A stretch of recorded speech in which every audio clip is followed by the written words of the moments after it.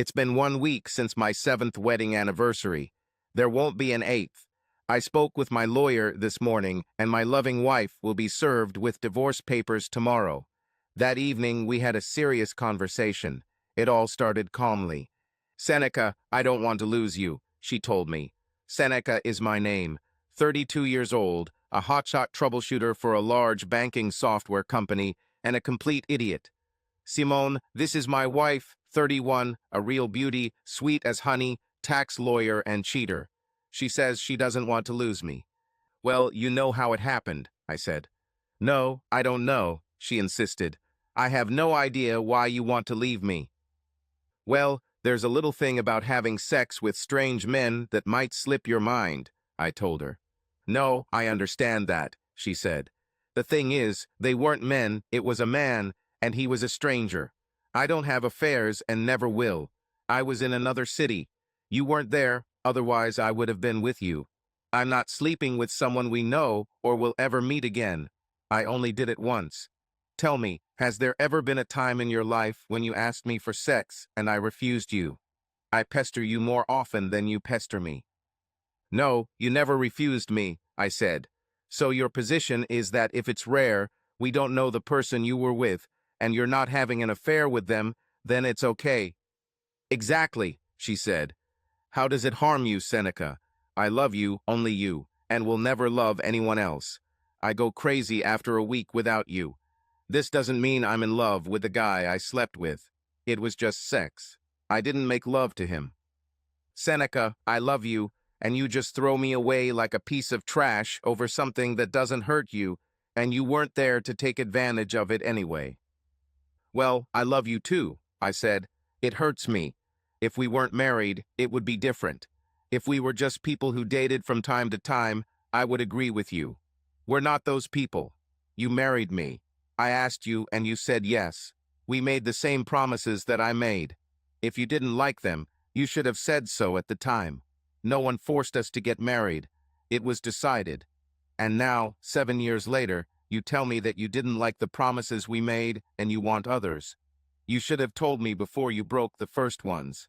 I would have said, okay, we'll get a divorce and you can sleep with whoever you want. You can't change the rules for me, Sim. If you wanted to change the rules for yourself, you knew what to do. That would be right and fair, and this is just a cowardly act. The difference is, I think you're the one who's abandoning me and our marriage like a piece of trash. We make love every day when we are at home. I know you can do it more times than I can. It's just biology, but do you think it's easy for me when we're not together? I don't sleep with other women. Why not? She asked. I was just expecting you to do that. What are you doing? Simone, don't you think we should have talked about this before you decided to cheat? I asked. Yes, I think so. I'm sorry I didn't talk to you about this sooner, she said. I didn't plan for this to happen. It was a spontaneous decision. I'm very sorry, Seneca. I'm very sorry. It won't happen again. It's my fault, and I should have communicated better with you. The situation arose while you were away. A week, and then I was away for 2 weeks. I told you this as soon as I had a chance to talk to you in person. It just made you angry, and you ran away in a rage and didn't talk to me for 2 weeks. I had to hire people to find you, track you down, and spend 3 days on the floor outside the door of this hole before you spoke to me again. I may still regret this, I told her. I'm still mad at you, Sim. I could be mad at you for the rest of my life. I don't see any way out of this situation. I see, she said. Just let me love you like before. Love me back. I will love you anyway, whether you love me or not. What do I need to do to prove that I only love you? How about not sleeping with other people? I said. Okay, I won't sleep with other people, she said. That means when I call you, you have to be available. If I'm in St. Louis or San Francisco or Houston and you're in Boston, how is that going to work? Damn it, Simone, I started to get angry. You're telling me that every time we go to different places, that you have to either sleep with me or some stranger. You just can't control yourself. That's not the point at all, she said. I can control myself. Why should I do this? If you are there, I will make love to my husband. If you are not there, can you imagine I have problems finding someone? No, I can't imagine that, I said. Any woman attractive enough could find a man, but it doesn't matter. Millions of women, married women, manage to be faithful until they return to their husbands. Why can't you? I understand that you are very unhappy about this, she said. Don't lose your patience, Seneca. Just talk to me. We can figure it out. I took a deep breath. I'm glad you're sure of this, Simone, because I'm extremely skeptical. Why did you marry me? Because I love you, she said. How can you doubt that? I would die for you. This is strange, I said. You would die for me, but you won't stop being with other men for me. No, I'll do it, she said. I told you how this could happen. So I have to be at your disposal all the time. I have to drop everything and come running. But what about my work? I work, you know, I said. I'm well aware of that. She looked at me strangely. You don't have to work, you know. I could easily support us. I like my job, I said. I'm doing a good job. Why don't you quit your job? Okay, I'll quit, she replied. Do you see what I'm willing to do for you, Seneca? Okay, let's assume one of us quits our job, I mused. There's just one more little thing. You lied to me and broke the promise you made to me when we got married. I don't trust you at all. Do you have a magic wand for that? Her big green eyes filled with tears. No, I don't know what to do about it, she admitted. I know I acted like a fool. I'm very sorry for all of this. I will regret this for the rest of my life. Can you think of a way for me to make up for this? Is there some kind of punishment that you think would be appropriate? I deserve it. I'll do anything that doesn't cause me permanent harm. Damn it, Simone, I exploded. What are you, 2 years old? Am I your father? Should I punish you or something? Calm down, she said. It was just an idea. I don't know what to do, Seneca. I'm desperate. I don't want to lose you. I'm drowning. I think the only thing I can do is divorce you, Simone. That seems to be the only thing that matters to you. Please don't do this, Seneca, she begged. I'm afraid that you will find someone else and replace me. How you replaced me, I replied. No, that's not true at all, she objected. I never replaced you. I never will. If you divorce me, I will never replace you. You are the only man I have ever loved or will ever love. I did not replace you. I did something stupid. I should have talked to you, but I didn't replace you. So what happens now? I asked. You should know, Simone, that tomorrow you will be served with divorce papers. She burst into tears, curling up on her side and sobbing into the pillow on the couch. She looked pathetic, and I'm not a monster. I walked over, picked her up, hugged her, and she clung to me, burying her face in my chest and sobbing uncontrollably. Finally, she came to her senses enough to sit up and look at me, although she did not let go of her grip. Her beautiful face looked so pitiful, and she was clearly suffering. What have I done? She whispered. Seneca, what can I do? You should have done this a long time ago, I told her. I'll tell you what you did. You fucked up 7 years of marriage, 7 years of the love I had for you, and everything that could have been. Lies and betrayal have consequences, Simone. Perhaps in some sick fantasy world you can do what you did. Perhaps you can go out and sleep with other men and go home to a loving husband who adores you. Perhaps such a person exists somewhere. I heard that there are such types. They like it. I'm not that kind of person, Simone. I have absolutely no respect for such a person. He's a sick parody of a real person. Real people have pride, self-respect, and self-esteem that does not allow them to live with themselves in such a situation. I can't live with myself and stay married to you, Simone. She lowered her head. I understand. I hope that you loved me enough to understand and forgive and know that I only love you. I hoped that having me would be enough to get you through this. Why didn't you talk to me about this before we got married? I asked. You wouldn't marry me, she said quietly. No, you're right about that. I wouldn't get married. So you just decided to deceive me. You would hide it, and I would live in blissful ignorance until you hit me with it. We spent 7 years building our relationship, she said. I thought that at some point our relationship would be strong enough to survive having sex with other people. I hoped that our relationship would be so strong that you would be able to accept my quest. You would understand that I'm completely devoted to you. I thought you were broad-minded enough to accept this. You've never been narrow-minded. I've never done anything like this before. I thought what we had was strong enough to get through everything. I guess I was wrong. You just don't love me as much as I love you, Seneca, otherwise you would be happy for me. You're wrong, I told her. It has nothing to do with thinking big or strength of relationships. Accepting that your wife lies to you about important things simply means that you yourself have no integrity, and hers too. A strong relationship means that you stick together when you have financial problems or health problems, not that you are okay with your wife sleeping with strangers. It just means you didn't have a strong relationship to begin with, or she wouldn't have done it. It means you have a very weak relationship, especially if she thinks that it's okay to lie to you about it and deceive you for years while you're building this damn relationship. I believe that when you make promises, you should keep them. If you don't want to keep them, tell the person you made them to and make them him the opportunity to decide whether he wants to continue the relationship. I will not be in a relationship that requires me to sacrifice my integrity or be with a person who does not have it. I love you much more than you love me. I save everything for you. I'm not giving away little pieces that belong to you. I owed you everything. That's how much I loved you. You thought you could give away pieces that you thought didn't matter or that I couldn't use. Well, they mattered to me.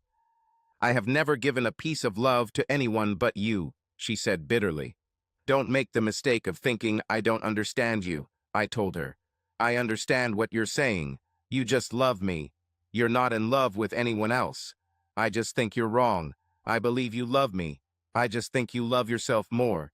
You were ready to hurt me, possibly destroy our marriage, to do something that you knew I would hate. Why is it worth throwing away everything you say we've built? What kind of wife are you, even? I don't treat my friends the way you treated me. I don't deceive them, I don't betray them, and I don't stab them in the back. Damn it, I don't even do that to them. With my enemies, I face them and defeat them. That was just mean and cowardly, Simone. I don't even like being with you right now. How selfish are you? She burst into tears again. I didn't want it to be like this, she sobbed. I didn't want it to be like you said. Why can't you see that this man was just a toy for me? She sobbed. Because he wasn't a toy, I said. He was a man. You know the difference, Simone. I won't stand for it. Sorry, I won't say that again, she said. She got up and went to the kitchen. She brought us both bottles of water. When she sat back down, she curled up next to me. Seneca, after our divorce, will you still love me? She asked. I think I'll always love you, I said. This is not a voluntary decision for me. I can't do anything about it. But that doesn't mean I will love you. She almost burst into tears again. Will you make love to me? She asked. Perhaps, I said. You are a beautiful woman, Simone. Any man will want you. But I will not become one of your lovers. If you want to date, I will go on dates with you. I may have sex with you, but I will not marry you, and I'll see other women. If you want to have sex, I probably will if I can, and I'm sure I won't get some disease.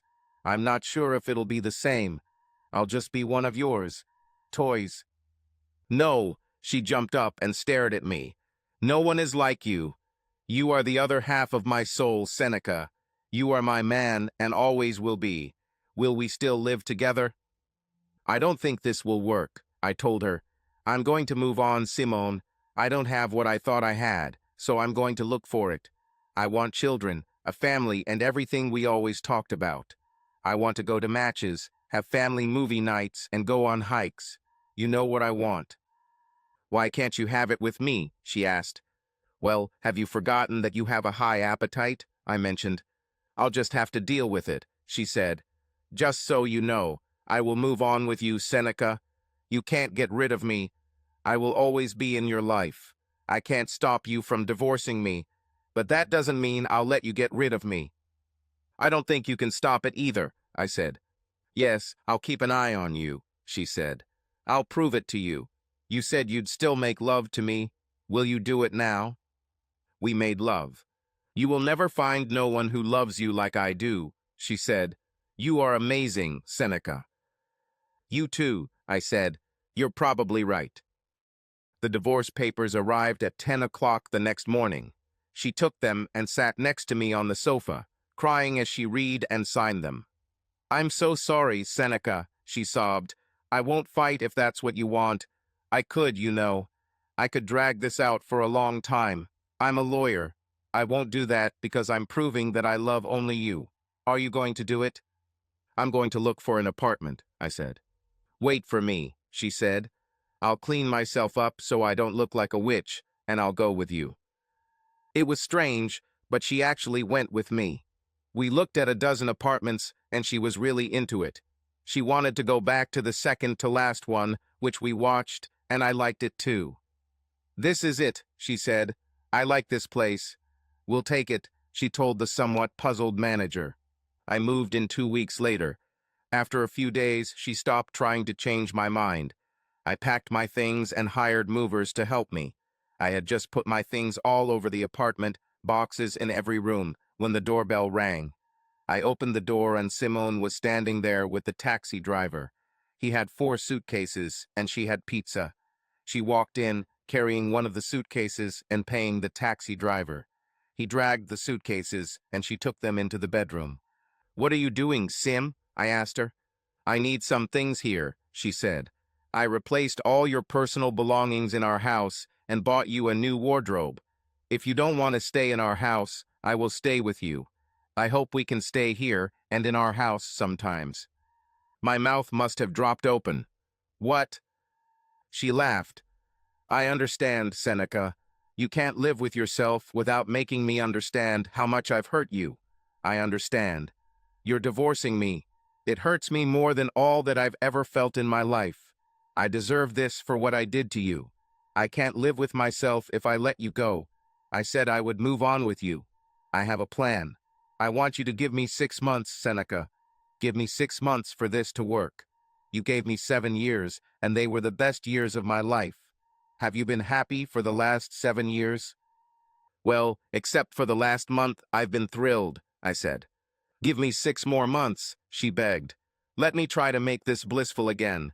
I owe you, Seneca. I owe you for those 7 years. I'll never be able to fully repay you, but I can offer something. It'll take me a while to sort it out, but I'm working on it. In the meantime, I'll hold you and prove how much I love you. Now, I brought pizza and we'll eat, and then I'll help you get settled. She brushed aside all my protests and settled in like a seashell.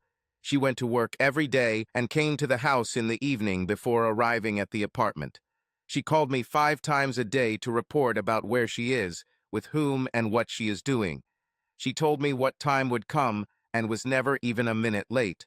She talked and argued with me until I agreed to spend the weekend in the house. When I checked, my drawers and closet were full of new clothes, and I had toiletries in there as if I had never left. These were all my favorite brands. After a couple of months, we worked out an agreement. I told her that if I even suspected she was cheating again, it was over. There will be no excuses. I'll just never talk to her again. She cried a lot. The strangest things upset me, and I wondered if she could be happy living like this. I asked her about this. No, I'm not happy at all, she said. But I'm happier than I would be if I couldn't see you. Every day brings us closer to your divorce from me. I don't want this, Seneca. It makes me unhappy, but I caused it myself, and I will live with the consequences. And are you happy? Not as happy as I would have been if you hadn't done it, I said. Listen, Sim, I respect that you confessed. You probably could have hidden it. It's the only thing that gives you so much time. I think it would have eaten you up emotionally, but you're strong and your will is strong. When will your plan start? It's already working, she said. I do things you don't know about. Her face took on a panicked look. Not sexy things, business things. I laughed. I believe you. I don't know when you would have time for anything else. That's no reason at all, she giggled. You have a very good point, Seneca. I am making some preparations. Have you noticed that I have never left the city? Yes, I was wondering how you do it, I said. I can't do this forever, she said. I'll have to go and stay somewhere at some point. I'm making arrangements. I think you'll like them. I pray so. If I succeed, it will mean we'll never be apart. I don't know how long it will take for you to trust me again. This makes me very sad, Seneca. I know that it is my fault, but I see what mine has cost me. Unreliability. I will never make such a mistake again. I'm not ready to reveal all the details yet. Can you be patient? I'm in no hurry, I told her. I love you, Sim. I'm angry at you, and what you did has hurt me and us more than you'll ever know. I don't know if I'll ever be able to trust you again, Simone. Her eyes filled with tears, and she clung to me. I'm so sorry, she whispered. Do you think you'll ever forgive me? I have already forgiven, I said. I don't think I'll ever forget. She wiped her eyes with my sleeve. No, I don't think you will, and I won't forget either. Your sense of right and wrong is distorted, Sim, I told her. Somehow you managed to justify in your mind that what you did was right, that it was normal, that it wasn't a big deal. When did you become like this? Have you always been like this, or is this something recent? Always, I guess, Seneca. Maybe I need therapy or counseling. Do you think I'm a sociopath or something? She looked broken. I don't know who you are, I said. I can't understand how you could think this was normal. You knew I hated it, and you did it anyway. Why? I thought you wouldn't like it, she sobbed. I thought you loved me enough to let me do almost anything. I love it, I said. But the thing is, you don't seem to love me very much. How about this? You should love me enough to not do almost everything. She looked at me stunned. I never thought about it like that. God, I'm such a selfish bitch, Seneca. I really love you so much. I just didn't think about it like that. Maybe there's something wrong with me. I'm smart, Seneca. You know, maybe I'm just not thinking right. I'm going to change it right now. Well, better late than never, I said. Those cows are already out of the barn. Help me get them back, she said. I want them back so bad. I'll try really hard, Seneca. You'll see. I'll make you love me again. It took 3 months. She went to a therapist twice a week. 3 days after our divorce was completed, she told me that we had an appointment with a lawyer. She said that she had completed her preparations, she had everything in place, and she had a contract that she wanted us to sign. I had no idea what she was talking about, but she thought it was the solution to all our problems. I was skeptical. I had to see what this day would bring. Daddy, Madry called from the kitchen as I walked through the door. We're here. Where the hell is Mom? I put the laptop and case on the table and kissed my girls. Look at the cake. Katrina, my youngest, hugged me. She had turned 12 and had all the energy of that age. Madry, why do you need to speak in such words? I hugged her too, holding my babies. Mom will be here in 10 minutes. She had to wait for the facts to close the ARN contract. Will she go home first? Katrina asked. No, she'll come right here, I said. Remember, this is our weekend at her house. Have you packed your things? They assured me that yes. Dad, it would be a lot easier if you let her move here, Madry said for the 1000th time. This is not included in the arrangement, I told her for the 1000th time. You are the most annoying person, she said. Do you know how hard it is for us to explain to people that our parents are in love, but not married and have separate houses, but spend every night together? No, I don't know how difficult it is, I said. I just tell anyone who asks that it's none of their business. That contract we signed 16 years ago, he founded S&S Consulting, Seneca and Simone, software consultants and troubleshooters. She's the CEO, I'm the coup. We agreed to hold the company as joint property. We agreed that we would try to start a family and that we would have joint custody if we had children. We agreed to make a good faith effort to always be in the same city. In the event of sexual contact between Simone and anyone other than me, all joint property passed to me. In this case, I would have primary custody of the children. Simone would have visitation rights at my discretion. After 20 years without a breach of contract, Simone is going to ask me one question. I think I know what this question is, and I know what my answer will be. Subscribe to our channel so that your love doesn't cheat on you, and go ahead and listen to the next story, because this story is nothing compared to the next one. If you're under 18, don't even think click to the next one. Click to the next